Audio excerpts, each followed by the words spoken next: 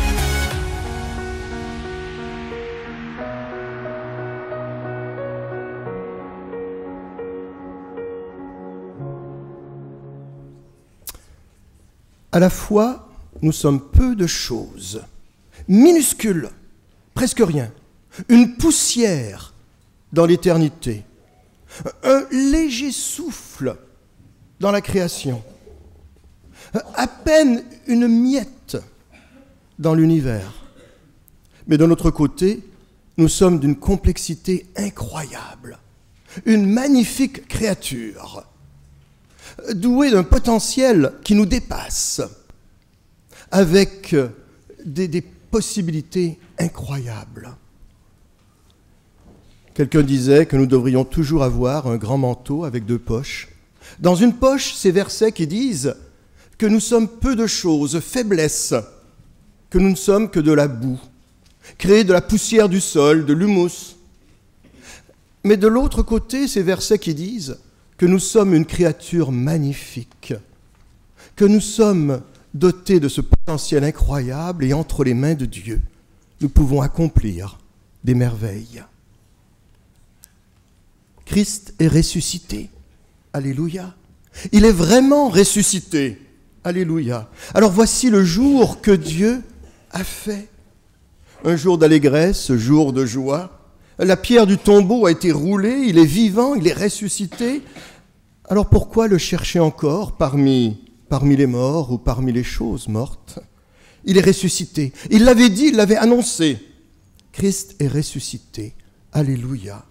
Il est vraiment ressuscité.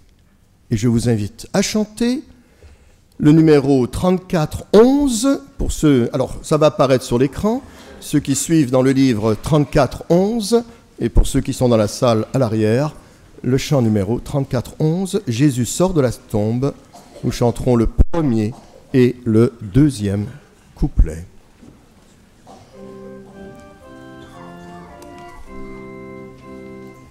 Jésus sort de la tombe, il vit, il est vainqueur.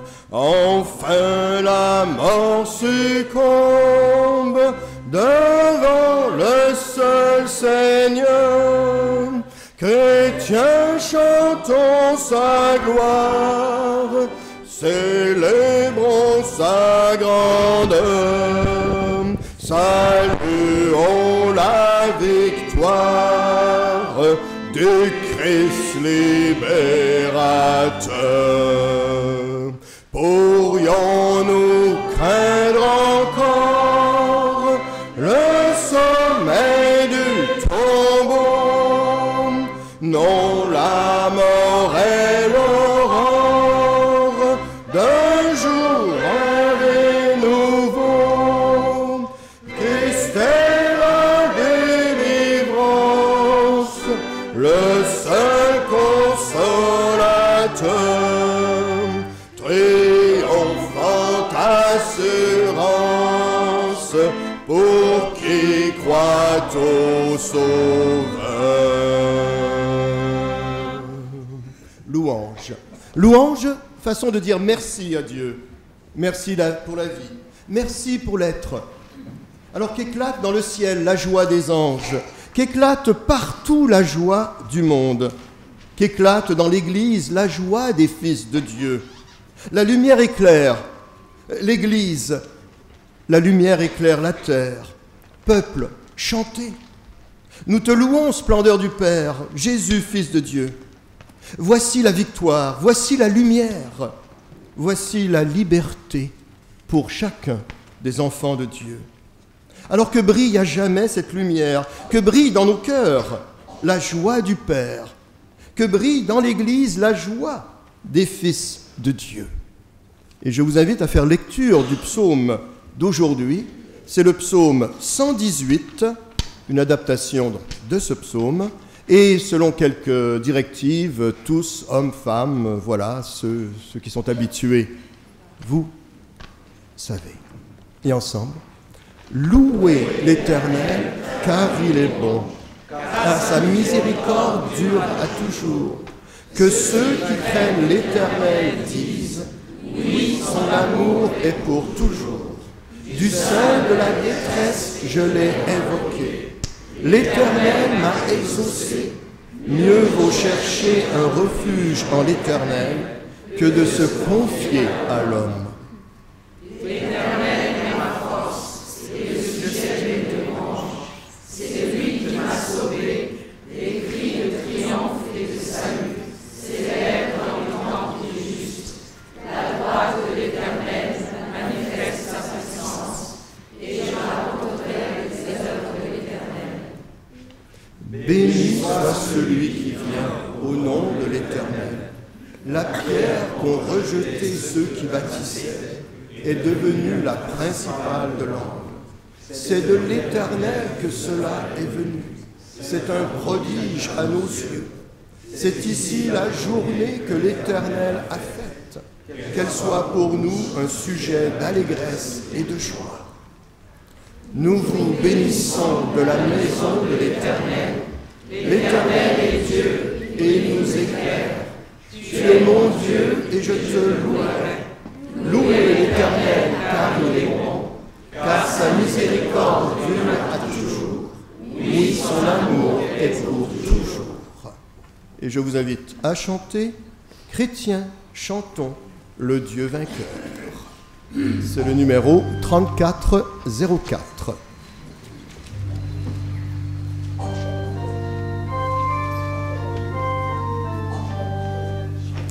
Chrétiens, chantons le Dieu vainqueur, fêtons la Pâque du Seigneur, acclamons-le d'un même cœur. Alléluia. De son tombeau Jésus surgit, il nous délivre de la nuit, et dans nos cœurs le jour à lui. Alléluia. Nouveau Moïse ouvrant les eaux, il sort vainqueur de son tombeau, et il est Seigneur des temps nouveaux. Alléluia. L'agneau pascal est immolé, il est vivant ressuscité, splendeur du monde racheté. Alléluia.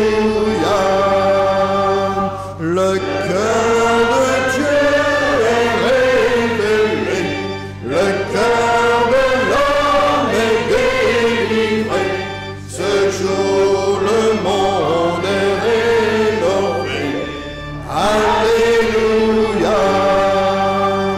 Au jour de joie, de vrai bonheur, au Pâques sainte du Seigneur, par toi nous sommes tous vainqueurs. Alléluia. Amen. Vous pouvez vous asseoir. Alors bonjour à chacun d'entre vous. Il y a un léger écho, c'est possible? Non, ça... Un léger écho.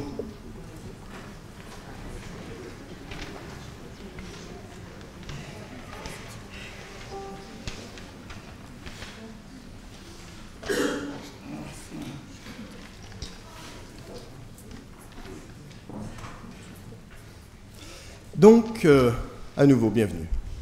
Bienvenue en ce dimanche bien particulier, dimanche de la résurrection, dimanche de Pâques. Salutations aux visiteurs qui sont avec nous, en espérant que vous vous sentiez bien à l'aise dans notre temple, dans cette présence. Je souligne que les dessins qui sont accrochés au mur l'étaient dimanche dernier, c'était culte des rameaux. Donc, c'est des dessins qui ont été préparés, qui ont été faits par différents enfants de l'école biblique.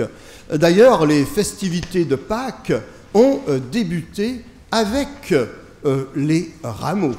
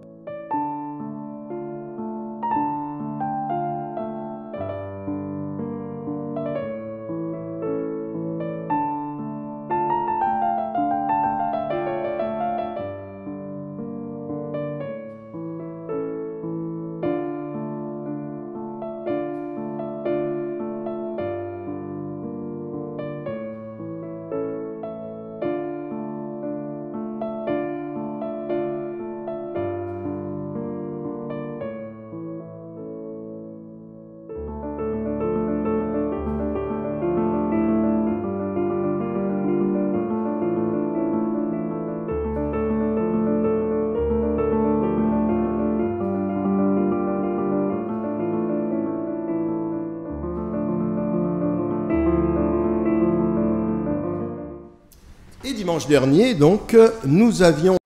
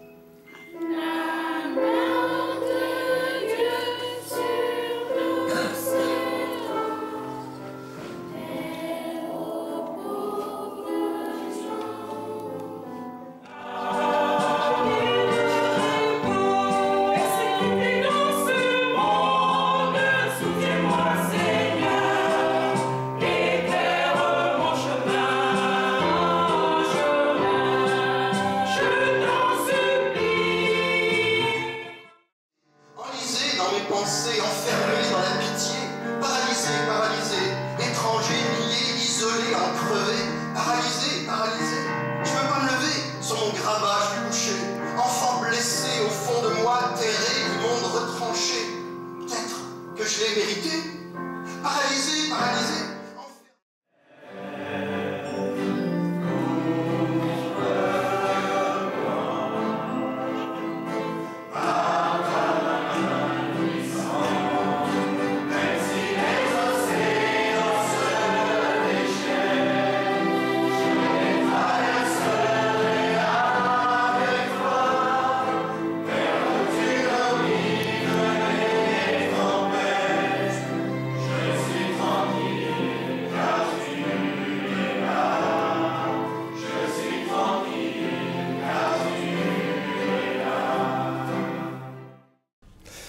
Tout ça pour vous dire ce que vous avez raté. Nous avons reçu également de l'église de Lahore au Pakistan quelques photos de leur culte des rameaux. Je souligne cette église avec laquelle nous avons signé un protocole pour l'acquisition d'un bâtiment de culte. Ils ont actuellement encore des difficultés à obtenir les permis nécessaires, différentes tracasseries. Bon, c'est un pays, le Pakistan, qui n'est pas particulièrement ouvert au christianisme. Mais parmi les photos, donc, et je remercie d'ailleurs Christian Megredis qui a transmis donc, ces photos, avec le pasteur Bati en avant, ils ont fait une procession avec les rameaux au travers des rues dans le quartier où est-ce qu'ils sont. Ils chantaient, ils lisaient également la parole de Dieu en marchant dans les rues jusqu'à leur lieu de culte, où souvent ils le font en plein air actuellement, tant qu'ils ne peuvent pas retrouver de toit pour célébrer. Salma, qui était présente il y a quelques mois de cela avec le pasteur Bati, qui est présidente du conseil presbytéral de l'église Fellowship Church. Voilà. Et donc le groupe qui avançait. Alors, bien sûr, dans ces pays-là, les hommes et les femmes sont séparés. Les hommes marchaient en avant avec les roseaux, les rameaux, et les femmes suivaient donc à l'arrière. Nous avons eu jeudi également, cette semaine, dans le cadre des célébrations donc, de Pâques, au temple à Hermont. Nous avons été invités pour un petit culte avec célébration de la Seine. Et inversement, donc, nous les avons invités ici vendredi pour notre culte très particulier, un culte qui se fait dans l'obscurité, avec seulement 7 chandelles allumées, et 6 des 7 chandelles ont été éteintes au fur et à mesure du déroulement de la célébration. Une seule est restée allumée, celle qui est allumée ce matin d'ailleurs, et qui a été sortie du sanctuaire, un culte méditatif bien particulier. Donc tout ça, c'était les célébrations de Pâques qui nous amènent aujourd'hui à cette grande fête. Et si nous sommes là pour proclamer Pâques, il faut reconnaître qu'il y a beaucoup de gens qui, on ne sait trop pourquoi, deviennent un peu plus religieux à Pâques. Et ça nous oblige à faire une prière d'humilité, hein, c'est-à-dire de reconnaître qu'il y a encore beaucoup de travail à accomplir, de reconnaître que nous sommes loin d'être parfaits, de reconnaître que nous avons besoin de Dieu.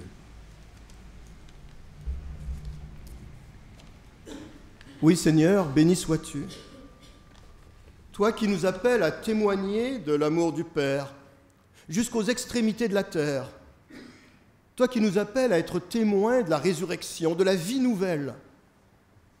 Dans ton amour, puisses-tu pardonner notre faiblesse. Nous désirons plus de paix sur la terre, mais il est parfois difficile d'être en paix avec notre voisin. Fais de nous, Seigneur, des ouvriers de paix. Nous désirons plus d'amour sur la terre, mais qu'il est difficile d'aimer véritablement, sans chercher son propre intérêt. Alors, Seigneur, pardonne. Tu veux que nous annoncions la lumière, et alors nous tâtonnons bien souvent dans l'obscurité. Ouvre nos yeux.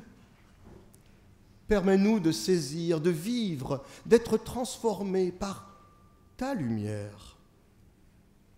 Tu nous promets la venue de l'Esprit Saint, et nous avons tant de mal à t'accueillir jour après jour. Aide-nous, Seigneur. Amen. Tout en restant assis à nos places, nous chanterons a cappella « Mon seul abri, c'est toi », le numéro 45-16, « Mon seul abri, c'est toi ».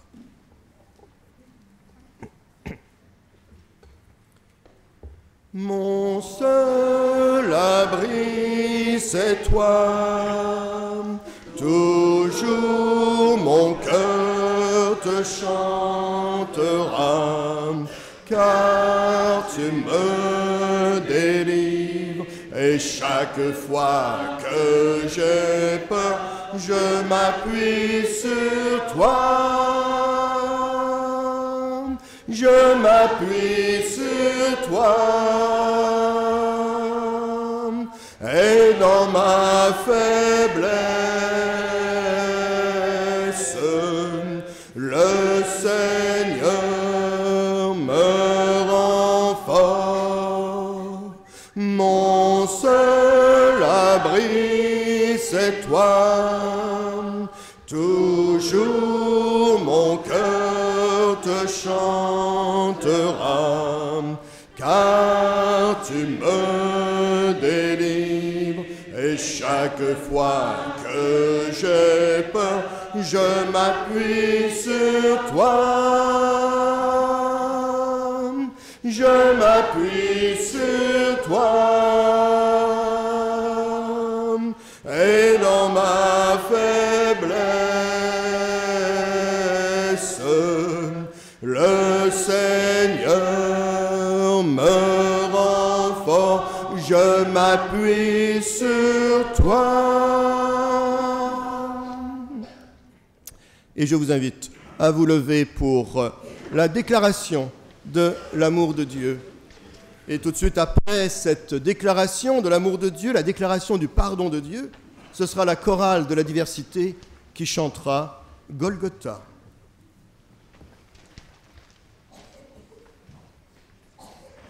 Là où est l'Esprit du Seigneur, là est la liberté. Alors, frères, sœurs, le Dieu Tout-Puissant nous envoie son Esprit afin que nous vivions dans la certitude de son pardon et dans la liberté.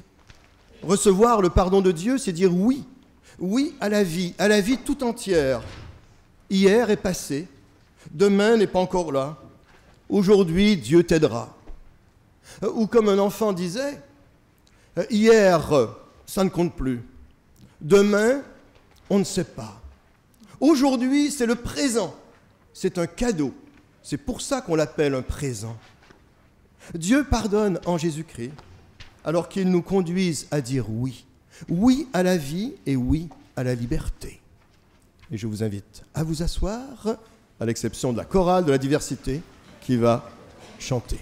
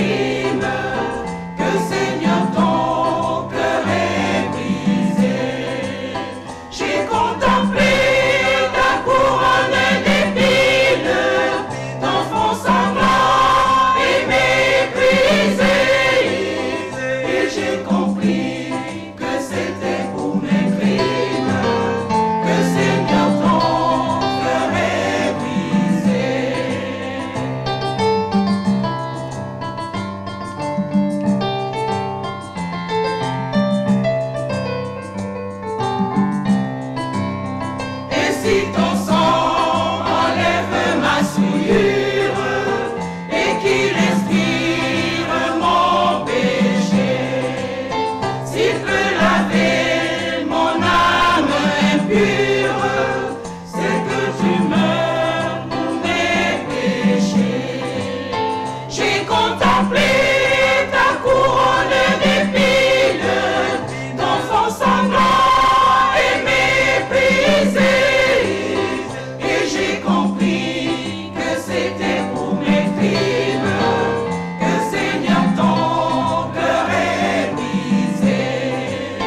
J'ai contemplé ta couronne d'épines, d'enfants sanglants et méprisés, et j'ai compris que c'était pour mes crimes que Seigneur ton cœur est brisé. J'ai contemplé ta couronne d'épines, d'enfants sanglants et méprisés, et j'ai compris que c'était pour mes crimes que Seigneur ton cœur est brisé.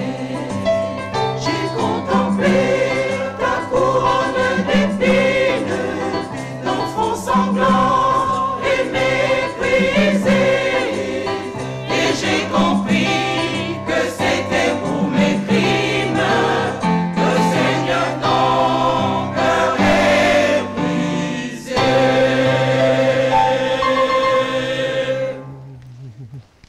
Alors, l'année Martin Luther King. Je rappelle à nouveau, donc, comme je l'ai dit plusieurs fois depuis janvier, l'année dernière, c'était l'année Martin Luther, 500 ans du protestantisme, de la réforme. Eh bien, cette année, c'est l'année Martin Luther King. Le pasteur baptiste, nous célébrons, nous commémorons, plus que célébrer en fait, les 50 ans de l'assassinat de ce pasteur baptiste américain en 1968. Vous connaissez bien le proverbe qu'il y a plus de joie à donner qu'à recevoir? Ça vous dit quelque chose, hein, bien sûr. On reviendra dessus dans un instant. Une pensée de Martin Luther King. Tant qu'un homme n'a pas découvert quelque chose pour lequel il serait prêt à mourir, il n'est pas à même de vivre.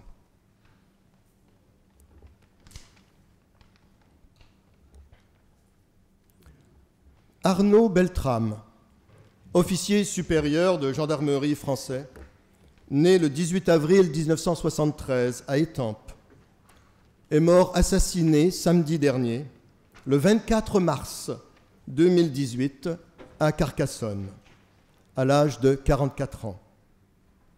Il a donné sa vie, un sacrifice héroïque, en échangeant sa place avec un otage. Ce fut le geste d'un gendarme convaincu.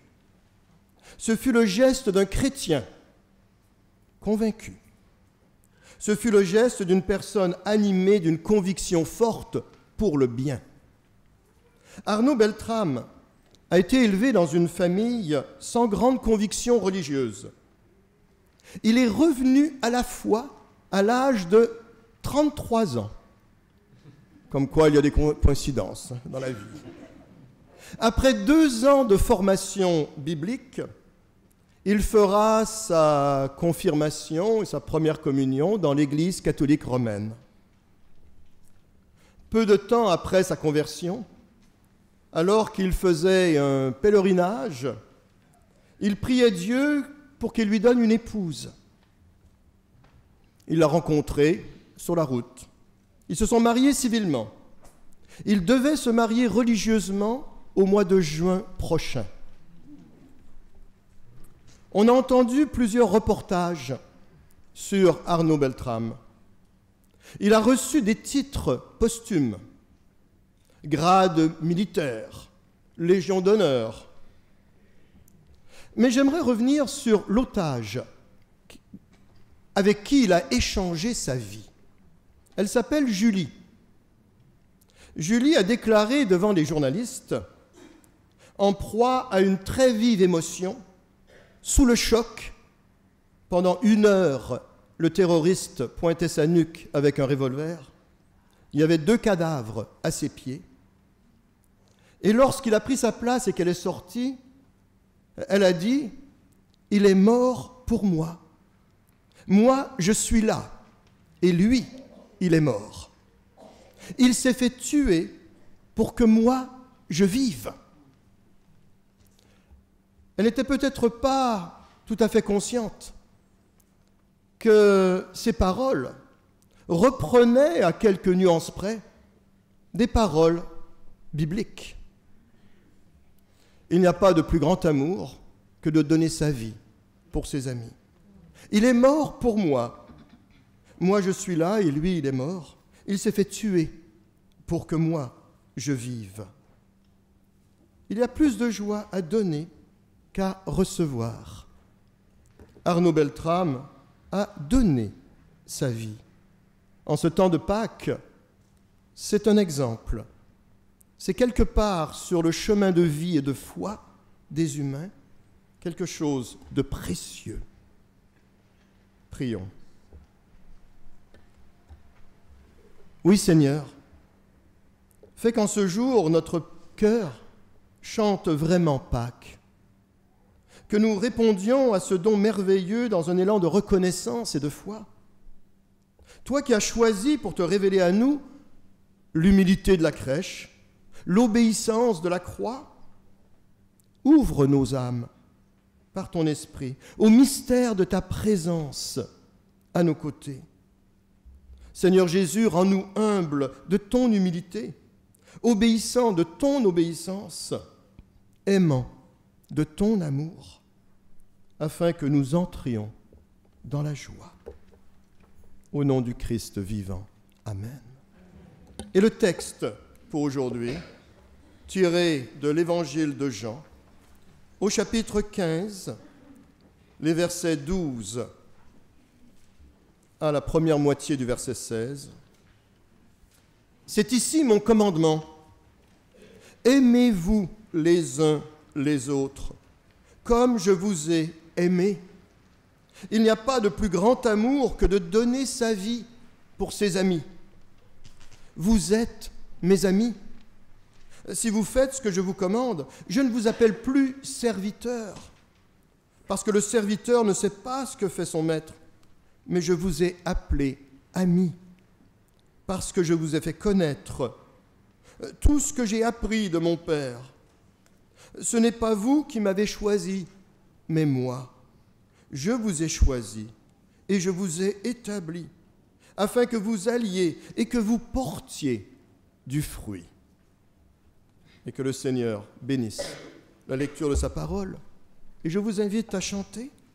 Il vit, Jésus vit aujourd'hui.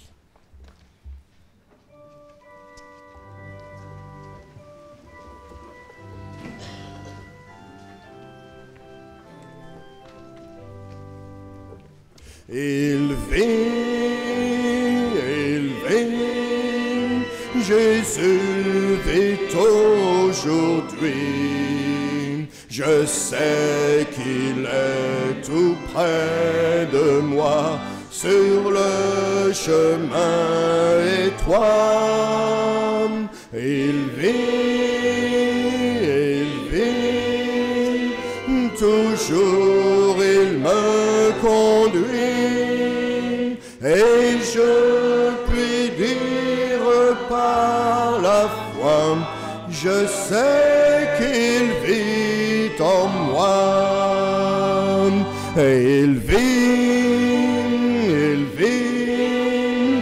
Jésus vit aujourd'hui. Je sais qu'il est tout près de moi, sur le chemin étroit. Il vit, toujours il me conduit, et je puis dire par la foi, je sais qu'il vit en moi.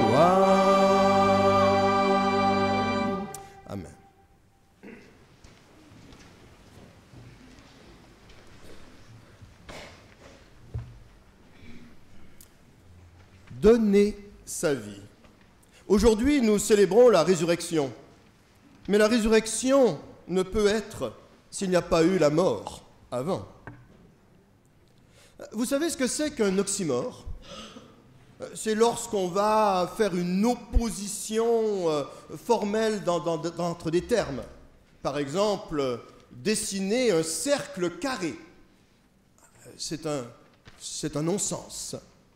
Ou comme dans cette phrase, un jeune vieillard assis debout sur un banc de pierre en bois lisait son journal à l'envers à la lumière d'un réverbère éteint. Ah, c'est pas mal. Lorsqu'on parle de Christ crucifié, c'est un non-sens. C'est une opposition formelle, totale, absolue. Christ, c'est le Messie. C'est celui qui est loin de Dieu. C'est celui que l'on attendait. C'est celui qui est là pour accomplir le grand rêve, l'espoir de liberté, de justice, d'amour, de paix.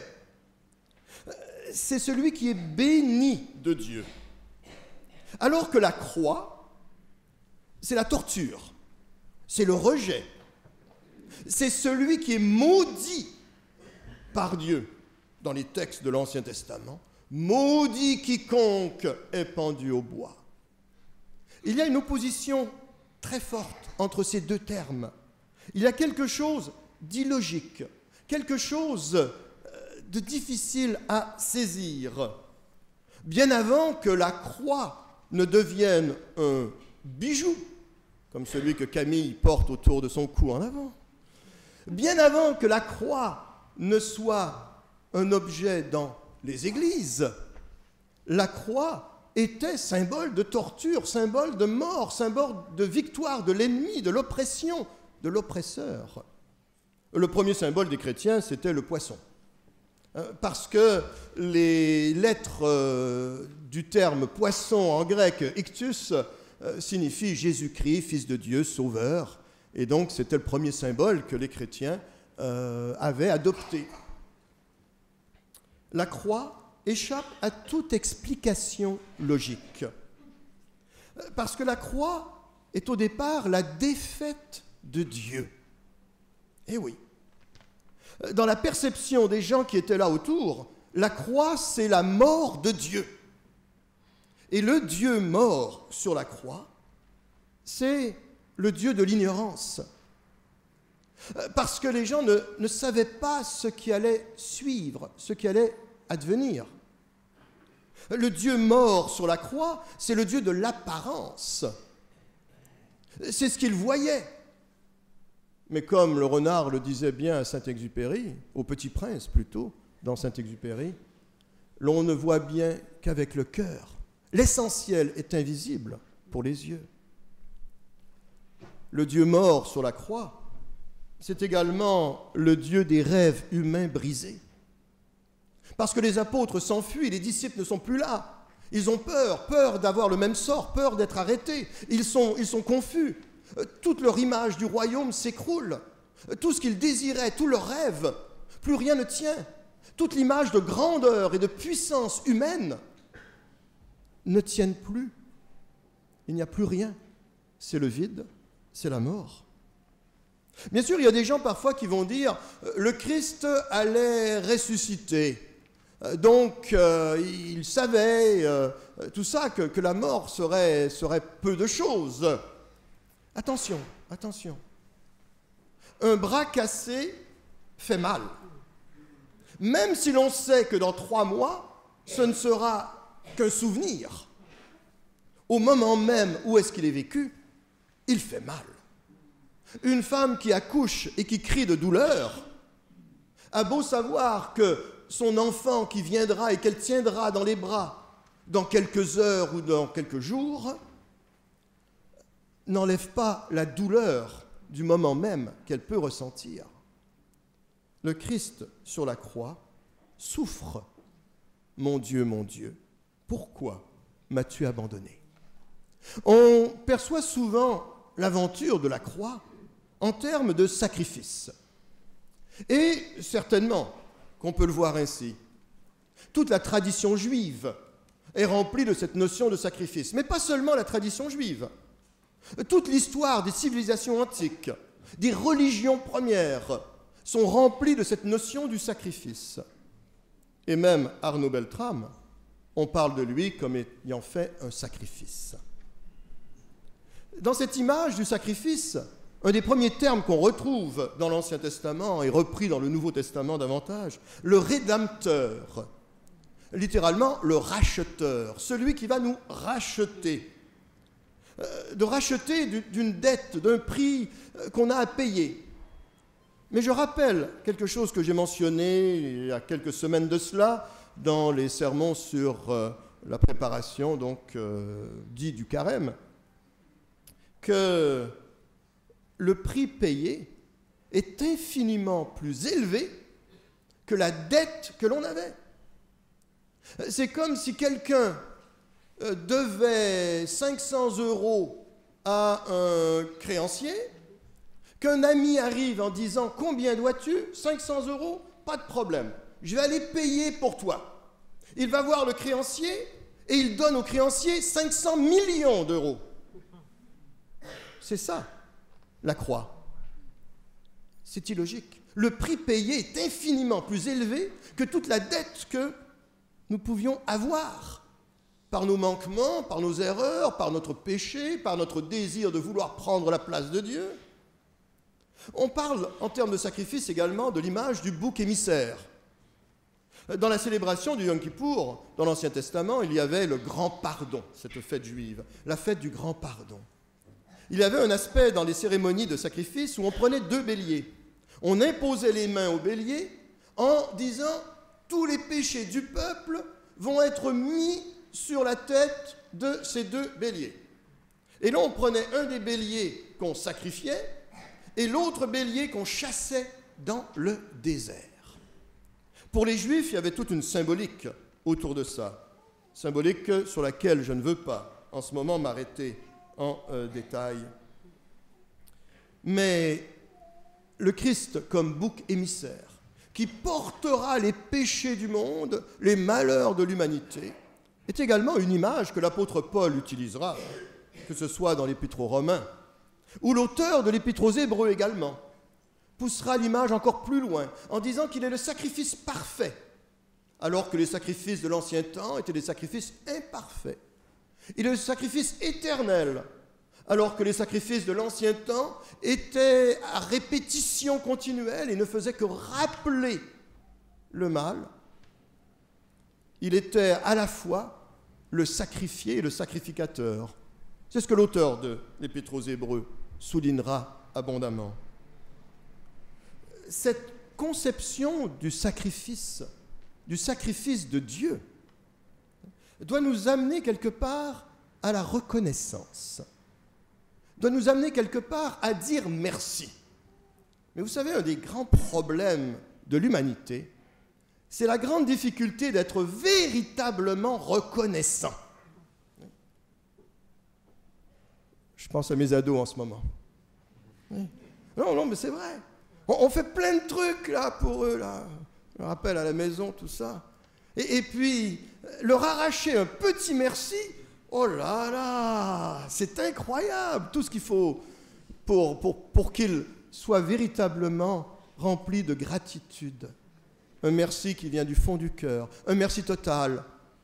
Il est plus facile à Dieu de guérir 10 lépreux que d'apprendre à 2 d'entre eux à dire véritablement merci.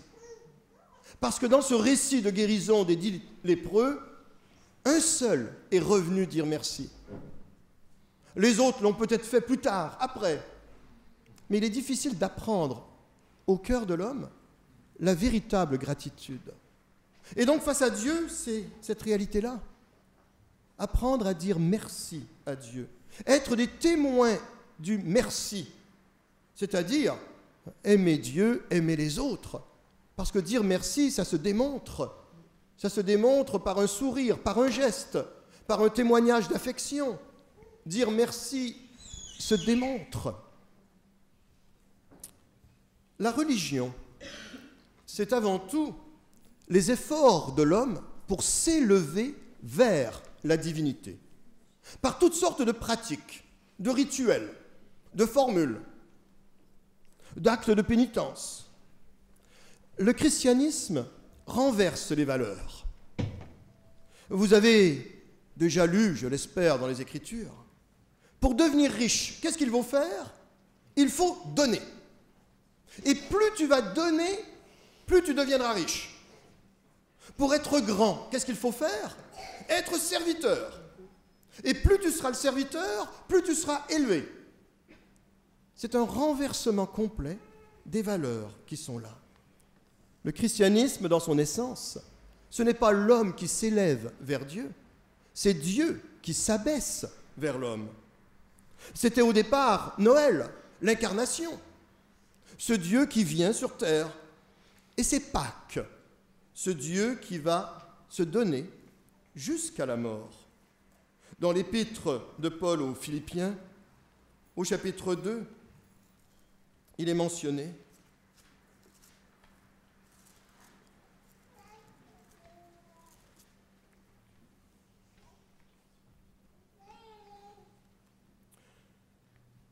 ayez en vous les sentiments qui étaient en Jésus-Christ, lequel, existant en forme de Dieu, n'a point regardé comme une proie arrachée d'être égal avec Dieu, mais s'est dépouillé lui-même, en prenant une forme de serviteur. Il s'abaisse, il se dépouille, il met de côté tous les attributs que l'on voudrait mettre à la divinité. Le savoir total, la puissance absolue. Il met tout ça de côté. Prendre la forme de serviteur, en devenant semblable aux hommes. Et après s'être trouvé dans la situation d'un homme, il s'est humilié lui-même, se rendant obéissant jusqu'à la mort, même jusqu'à la mort de la croix. Mais le texte ne s'arrête pas là. À partir du verset 9, il va remonter. C'est pourquoi Dieu l'a souverainement élevé. Et quelque part, il nous élève avec lui. Et il y a ce mouvement du Dieu qui s'abaisse vers les hommes pour nous élever avec lui. Je rappelle qu'il mentionnait dans le texte de Jean: « Je ne vous appelle plus serviteur, je vous appelle ami. » Dieu comme un ami.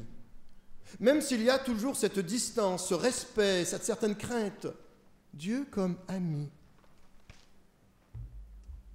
La résurrection devient cette vie nouvelle.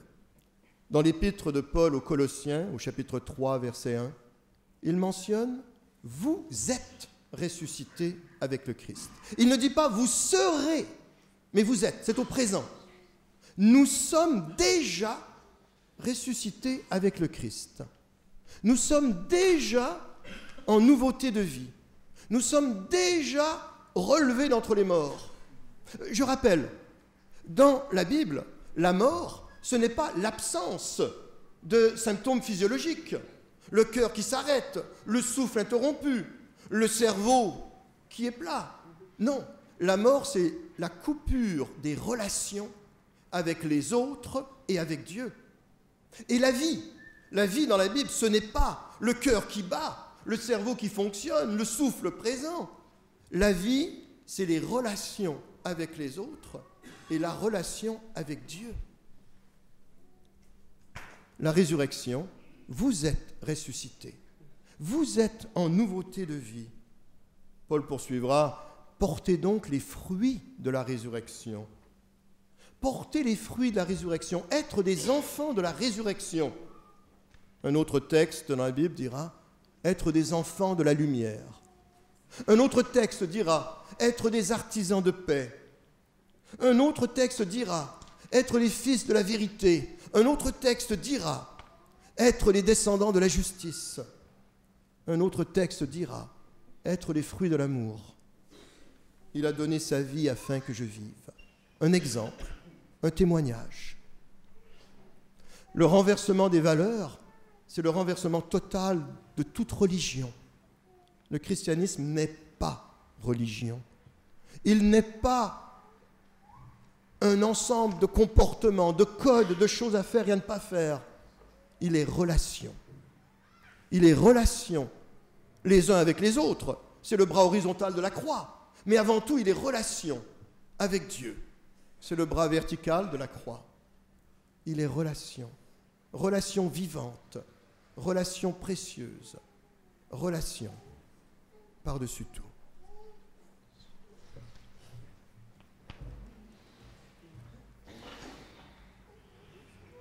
Et comme méditation, je vous propose de poursuivre avec le peinture sur sable.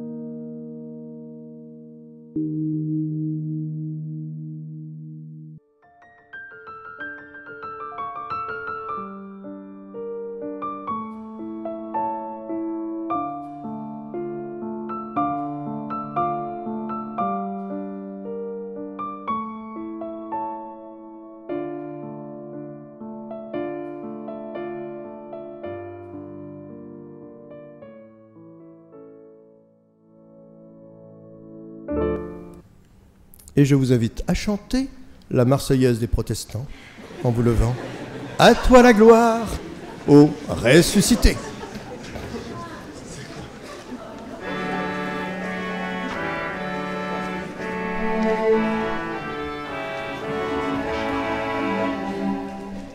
À toi la gloire, ô ressuscité.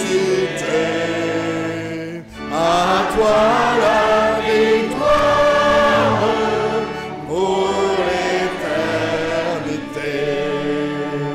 Brillant de lumière, l'ange est descendu.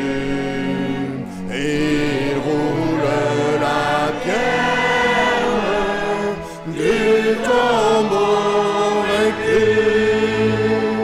À toi la gloire, ô ressuscité. À toi la victoire pour l'éternité.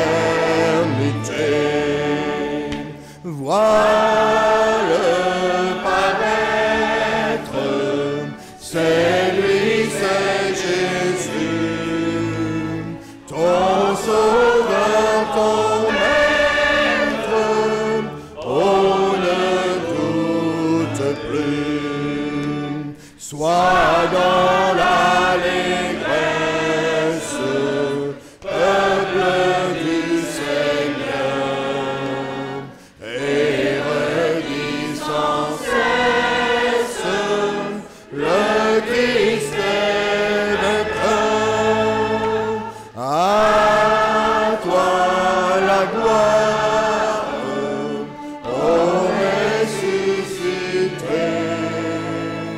À toi la victoire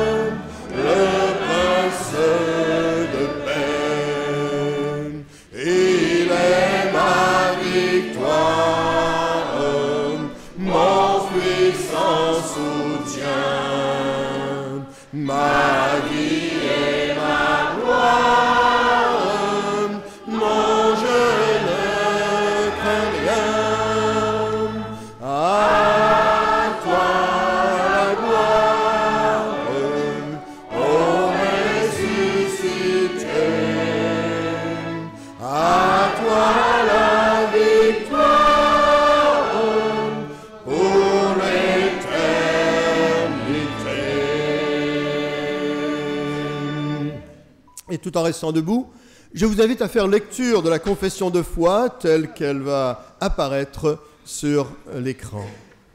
Et ensemble, nous croyons en Dieu, malgré son silence et son secret, nous croyons qu'il est vivant.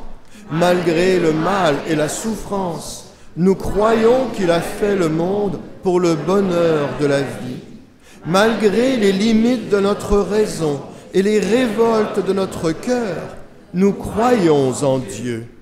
Nous croyons en Jésus-Christ. Malgré les siècles qui nous séparent du temps où il est venu, nous croyons en sa parole.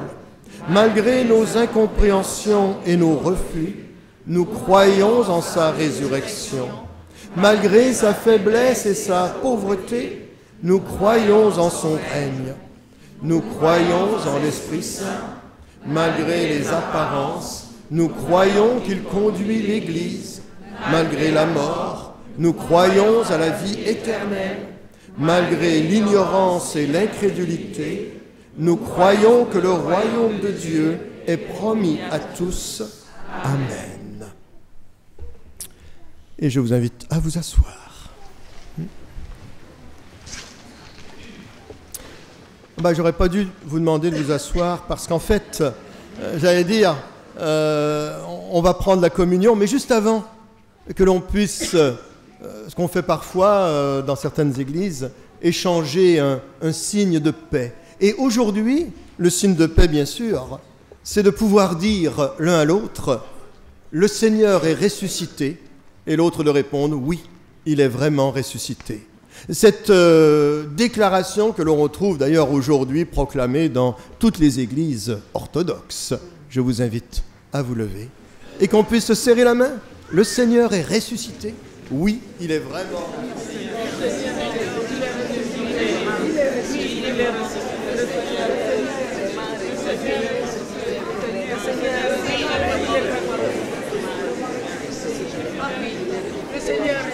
Vraiment, il est ressuscité.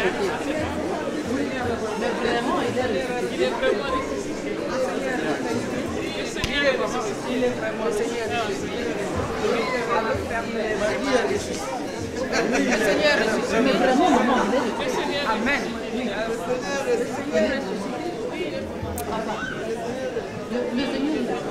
Et je vous invite donc à reprendre vos places. Merci.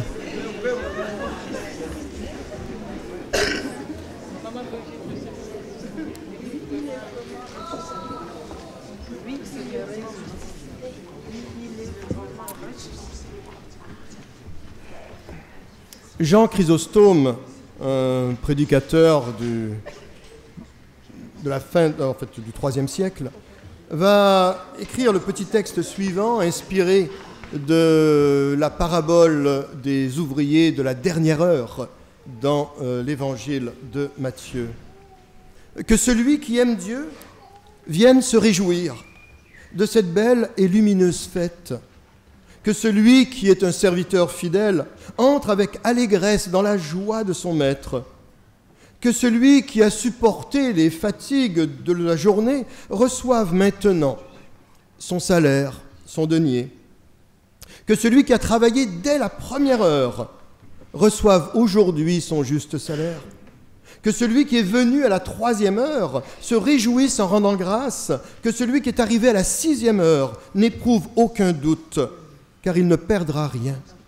Que celui qui a tardé jusqu'à la 9e heure s'approche sans hésitation et sans crainte. Que celui qui n'est apparu qu'à la 11e heure, la dernière, n'ait aucune peur du fait de son retard, car le Seigneur est généreux. Il reçoit le dernier comme le premier. Il admet au repos l'ouvrier de la 11e heure comme celui qui a travaillé dès la première heure. Il fait grâce au dernier, il chérit le premier, il donne à celui-ci, il accorde à celui-là, il reçoit l'œuvre, il accueille l'intention, il honore le travail, il loue le bon repos. Entrez donc tous dans la joie de votre Maître, réjouissez-vous dans sa présence aujourd'hui. Oui, Seigneur, qu'il est bon, Père très saint, de laisser nos cœurs chanter ta gloire. En cette clarté du jour où le Christ, amour de Dieu, notre amour, est ressuscité. Quelle lumière, le mystère de la vie devient le mystère de notre vie. Quel repos, quelle joie pouvoir partager avec le peuple des baptisés la même foi, la même espérance. Quel appel également pour tous les hommes de la terre. C'est pourquoi, en communion avec la création entière, avec tous ceux qui nous ont précédés dans les siècles, tous ceux qui viendront après nous dans les siècles à venir, que nous puissions chanter « Saint, Saint, Saint est le Seigneur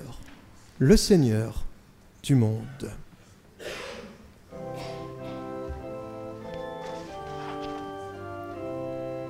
Saint, Saint, Saint est le Seigneur du monde. Saint, Saint, Saint est le Seigneur du monde. La terre est remplie de sa gloire. La terre est remplie de sa gloire.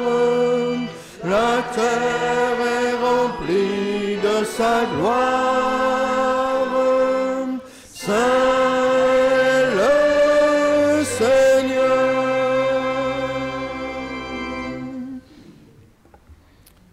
Le texte le plus ancien nous a été transmis par l'apôtre Paul, qui déclare ainsi aux Corinthiens: « Car voici, j'ai reçu du Seigneur Jésus ce que je vous ai enseigné.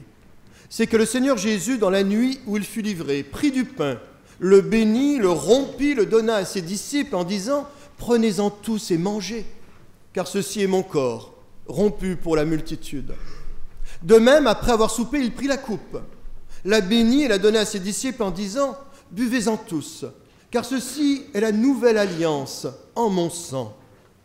Je vous le dis, désormais, je ne prendrai plus part à ce repas, jusqu'à ce que nous soyons de nouveau réunis ensemble dans le royaume de mon Père. » Ce repas est un appel au passé.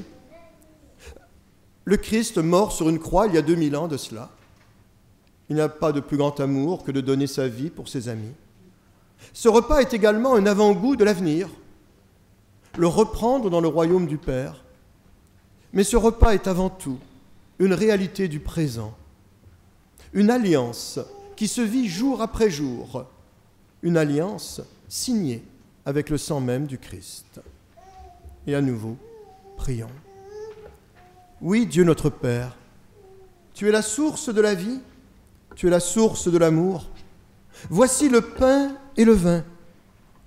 Que ton souffle vivant nous donne communion au corps et au sang de ton Fils Jésus-Christ. Seigneur, tu connais notre faiblesse, nous te le demandons.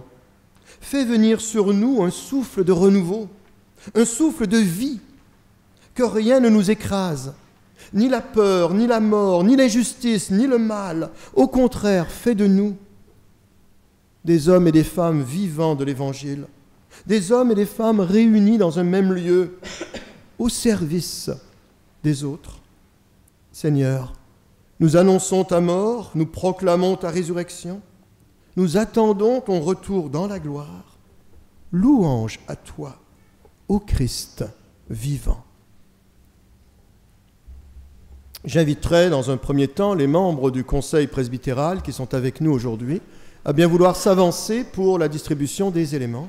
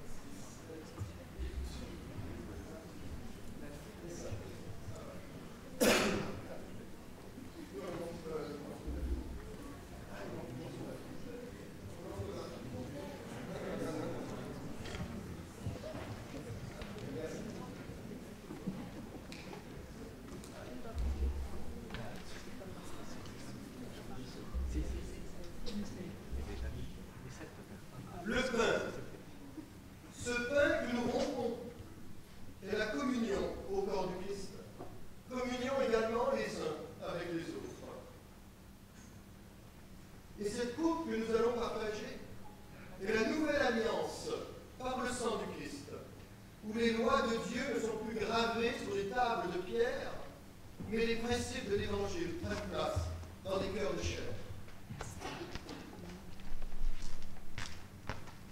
Nous allons distribuer le pain en premier. On vous invitera à prendre au fur et à mesure que les plateaux vont circuler.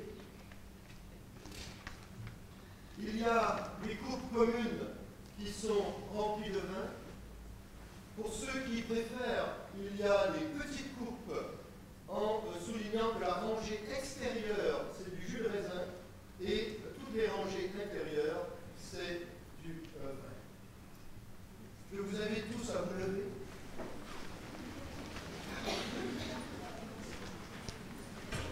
Et au fur et à mesure que vous serez servis, vous serez invités donc à vous asseoir. Oui Seigneur, à nouveau un simple merci. Simple merci pour ta vie. Simple merci pour ta vie dans nos vies. Simple merci pour nous entre tes mains. Amen.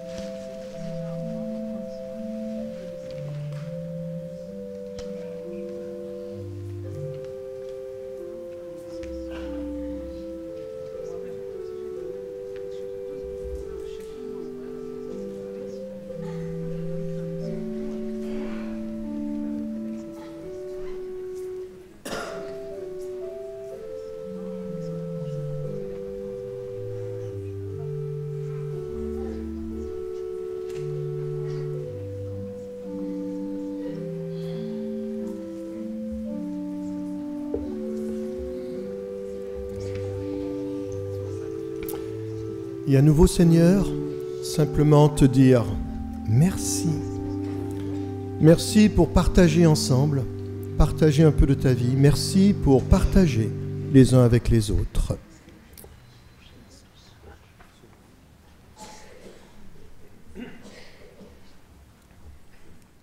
Occasion de recueillir les dîmes et les offrandes. Et pendant ce temps-là, la chorale va chanter « Mon Rédempteur est vivant ».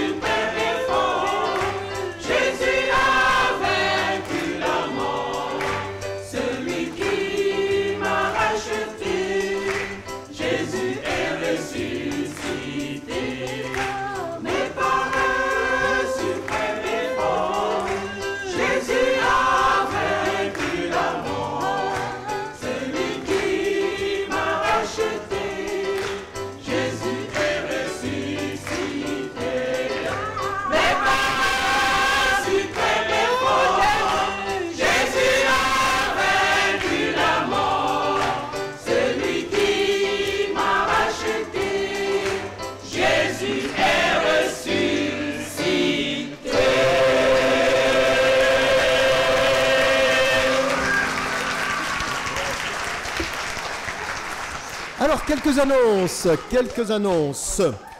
Alors, cette semaine, il y a toujours porte ouverte mardi après-midi. Donc, nous avons encore l'exposition sur Martin Luther, mais nous attendons la nouvelle exposition de Martin Luther King, que nous devrions recevoir, je l'espère, sous peu. Et c'est l'occasion également, comme on dit parfois, clinique sans rendez-vous. Donc, s'il y a des gens qui ont besoin de rencontrer, de parler, simplement de se ressourcer, bienvenue mardi après-midi. Mardi soir, formation du mardi, c'est autour de Histoire de l'Église, les temps dits modernes. Et mercredi, nous avons les distributions alimentaires et vestimentaires. Donc, tout le travail accompli par le diaconat, l'entraide, également par EPI, pour les enfants. Donc, et ça, c'est quelque chose que j'oublie régulièrement de souligner, mais régulièrement, après le culte, à l'entrée, il y a un panier à nouveau du diaconat. Si vous avez un peu de monnaie qui traîne dans le fond de vos poches et qui fait trop de bruit.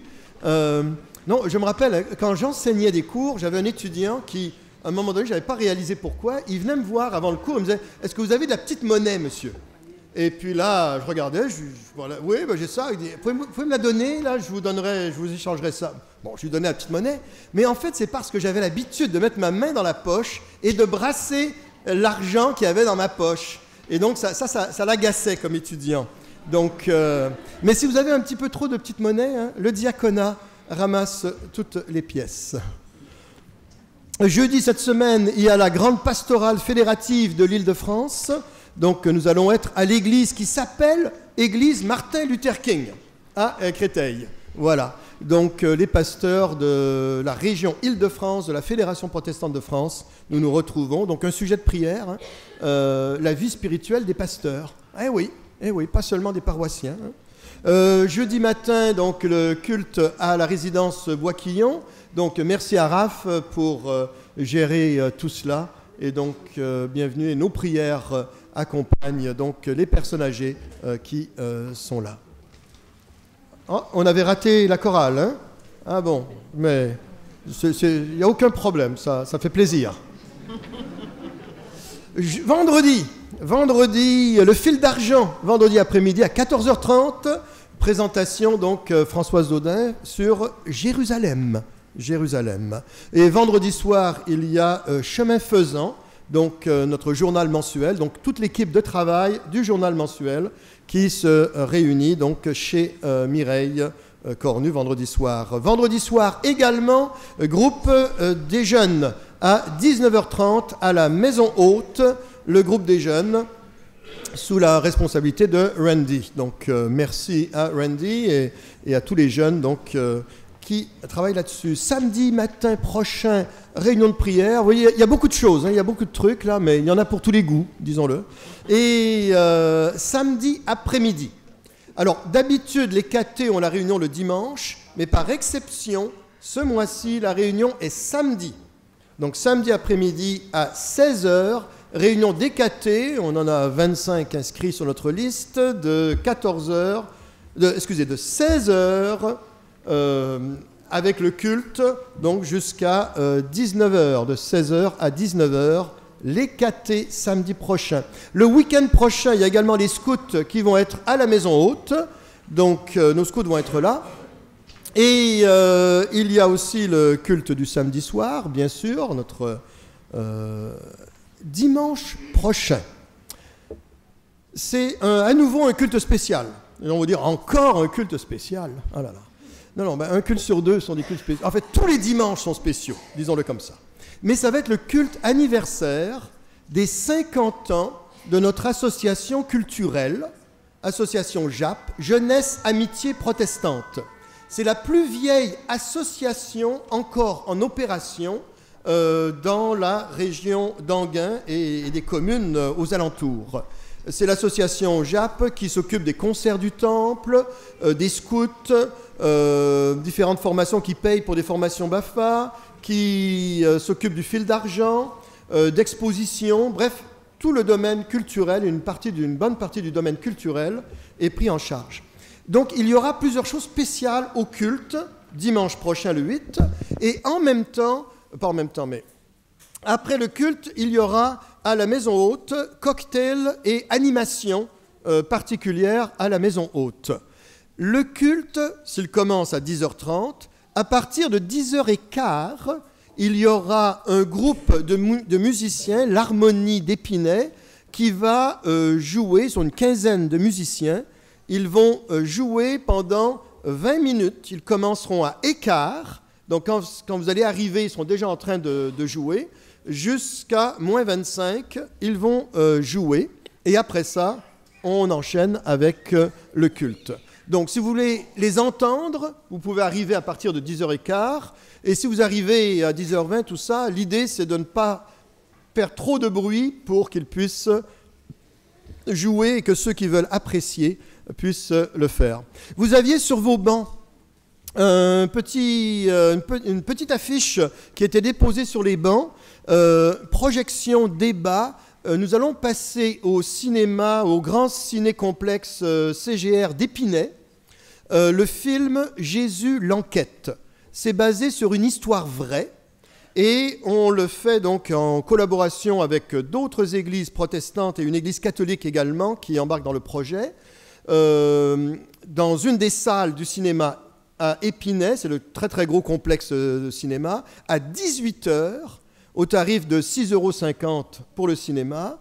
Et l'histoire vraie, c'est un journaliste d'enquête américain très très connu, un journaliste d'investigation, qui, après la conversion de son épouse au christianisme, est très dérangé par cela, parce que ce n'est pas dans ses habitudes, et il veut faire donc une enquête sur Jésus, une enquête sur est-ce qu'il a vraiment vécu, sur sa mort, sur sa résurrection, et les résultats de l'enquête qu'il fait, vous viendrez au cinéma, hein. Quelle idée. Et j'annonce également, vous avez aussi sur les tableaux quelques affiches. Madame la pasteur, donc une amie Françoise Dorian, qui est pasteur en Suisse et qui fait un spectacle d'humour en ce moment à Paris, au théâtre du Four ou de la Tour Théâtre Le Bout, à Paris. Et donc il y a quelques dates. Alors vous regardez les affiches. Tout ça, ça peut être très intéressant, très humoristique, à partir de textes bibliques, tout ça, et c'est rempli d'un humour très fin, très, très particulier. Garderie, je mentionne, on a toujours notre tableau de la garderie à l'arrière. Inscrivez vos noms pour garder les petits. Dimanche prochain, il y a 8 avril, c'est l'éveil à la foi, dimanche prochain? Non? Oui. Alors dimanche prochain, il y aura l'éveil à la foi pour les 3 à 6 ans. Il y a également Minicelle pour les 0 à 3 ans, l'école biblique régulière aussi. Mais en dehors des moments où est-ce qu'il y a éveil à la foi, besoin de personnes pour s'occuper de la garderie. Donc on a un tableau à l'arrière, on reviendra là-dessus. Et voilà, donc juste avant de prier à la fin de ce culte, le comptoir de livres, j'oubliais. Donc après le culte, vous êtes invités à aller à la salle, à l'arrière, la salle Sarrazin, où est-ce qu'il y a le comptoir de livres qui est là. Et j'oubliais. C'est dimanche prochain que c'était pas au mois de mai, c'est dimanche prochain. D'accord, alors dimanche prochain, l'éveil à la foi, une fois par année, on fait l'éveil à la foi conjointement avec l'église catholique d'Anguin. Une année, on les accueille, une année, on va chez eux. Parfois, ça se fait le samedi, parfois le dimanche. Donc, dimanche prochain, l'éveil à la foi, les 3 à 6 ans, à 9h30. 9h30 va se faire à l'église catholique, avec le groupe de l'église catholique Saint-Joseph, au presbytère qu'ils le font sur la rue Malville. Ils le font à l'église même. D'accord. Donc, à l'église catholique romaine Saint-Joseph d'Anguin, dimanche prochain à 9h30. Bon. Je vous invite à vous lever et nous allons chanter avant de prier. Jésus est au milieu de nous. Son regard s'abaisse sur nous.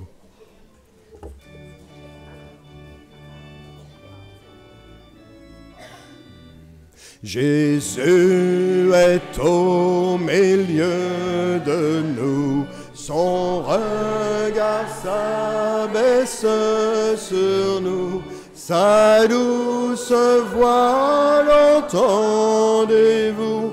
On veut vous bénir tous. Je veux vous bénir tous. Sa douce voix l'entendez-vous?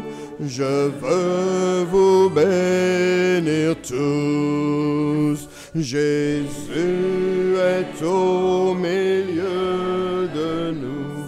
Son regard s'abaisse sur nous. Sa douce voix l'entendez-vous? Oh, je vous aime tous. Oh, je vous aime tous. Sa douce voix l'entendez-vous? Oh, je vous aime tous. Oui, Seigneur, à nouveau devant toi, à nouveau pour te bénir, te louer, mais également pour nous rappeler des gens peut-être qui souffrent dans leur corps, petite maladie, grave problème, toi qui es le Dieu qui fortifie, puisses-tu mettre ta main sur eux. Et nous-mêmes, que nous puissions quelque part être sur le chemin de ces gens, quelqu'un qui peut aider. Par une parole qui relève, par un silence lorsque les mots sont de trop, mais qu'une présence devient précieuse. Pour ceux qui ont besoin de se rapprocher de toi, de réaliser véritablement à quel point tu es Dieu vivant, Dieu d'amour, puisses-tu embraser des cœurs. Ceux qui sont inquiets pour l'avenir, inquiets pour leurs parents, inquiets pour leurs enfants, inquiets pour la nourriture dans leur assiette, un toit sur leur nuit. Alors Seigneur, mets ta main, toi qui es le Dieu de paix, accorde ta paix. Et dans la limite de nos paroles, cette simple prière, Notre Père qui es aux cieux, que ton nom soit sanctifié, que ton règne vienne, que ta volonté soit faite sur la terre comme au ciel. Donne-nous aujourd'hui notre pain de ce jour. Pardonne-nous nos offenses, comme nous pardonnons aussi à ceux qui nous ont offensés. Et ne nous laisse pas entrer en tentation, mais délivre-nous du mal, car c'est à toi qu'appartiennent le règne, la puissance et la gloire pour les siècles des siècles. Amen. Magnifique est le Seigneur.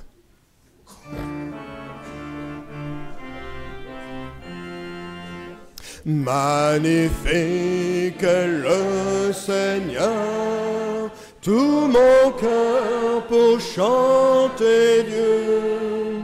Magnifique est le Seigneur, Alléluia, Alléluia. Que puissance, honneur et gloire reviennent au Dieu trois fois saint, aujourd'hui et à jamais. Alléluia, Alléluia. Dieu n'a pas d'autre main que nos mains pour faire du bien, pour tendre la main, pour passer un coup de main. Dieu n'a pas d'autres yeux que nos yeux pour regarder avec bienveillance, faire un clin d'œil. Dieu n'a pas d'autre bouche que nos bouches pour prononcer une parole de grâce, une parole qui relève. Dieu n'a pas d'autres oreilles que nos oreilles pour entendre les cris de ceux qui ont besoin ou ne pas entendre lorsque ça ne se prête pas. Dieu n'a pas d'autres pieds que nos pieds pour avancer et accomplir l'œuvre de son royaume.